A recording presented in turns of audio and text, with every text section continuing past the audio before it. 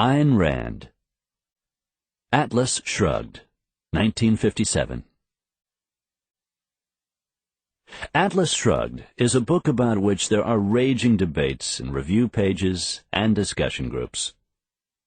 It seems that people love it or hate it. And if there were a list for most fascinating book of the 20th century, Rand's classic would have to be in the top 10. Rand was a philosopher who used fiction to influence the masses. A Russian emigrant who had seen at first hand the restrictions placed on individual freedom after the Bolshevik Revolution. Her magnum opus may get you thinking for the first time about what it means to be free and the nature of capitalism. The book addresses one of the basic issues of existence: the degree to which one should be selfish. At a higher level, it is a treatise on the heights that human beings can and should reach for. What is Atlas Shrugged? A mystery, raunchy romance, and work of philosophy all in one. Its protagonist, Dagny Taggart, is a driven young railroad executive who tries to run Taggart Transcontinental while fighting off corruption on a national scale.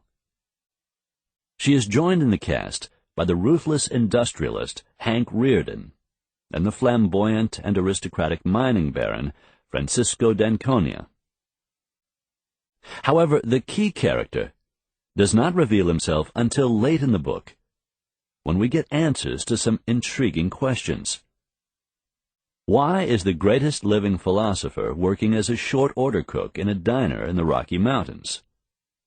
How did the most important inventor of our time come to be an underground ganger on the railways?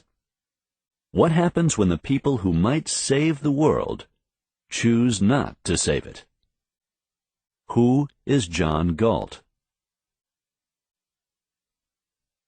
Reason, or the responsibility to live according to a purpose. Atlas Shrugged was inspired by the author's fury that people wasted the one capacity distinguishing them from other animals: reason. Those who no longer asked, "Why am I alive?" or "What am I going to do or create that can justify my existence?" were to Rand as good as dead. Society amounted to a protection racket for all sorts of mediocrities, with people agreeing not to point out others' lack of effort, if theirs was not likewise exposed. This willingness to accept less, in order to accommodate human nature, Rand saw as actually anti-human. One of her characters says that most people don't really want to live, but to get away with living. And when Dagny Taggart asks Francisco d'Anconia what he thinks is the worst type of human being, he shoots back, "The man without a purpose." Dagny's role in managing Taggart Transcontinental is, in her eyes, a sacred trust. Only when out on the tracks, or poring over figures, does she feel really alive.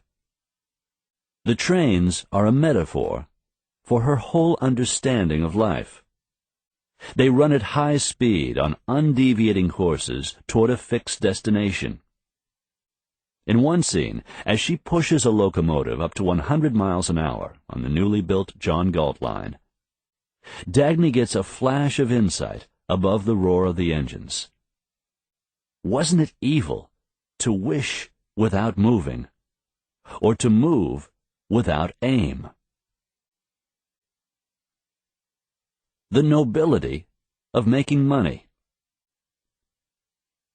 For Rand, wealth was a sign that significant individual thought had taken place.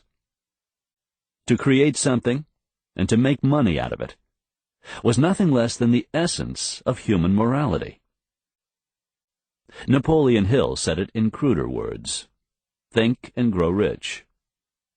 Money obtained by any other means including inheritance, fraud, or public directive, is looting. Yet in the book, the people who advance civilization and keep the world turning are sneered at as being vulgar materialists and robbers of the people. The big question that Dagny faces is why she should still try to save her railway, while the looters, in the name of the public good, emaciate it. Wealth creators, be proud, is the book's cry.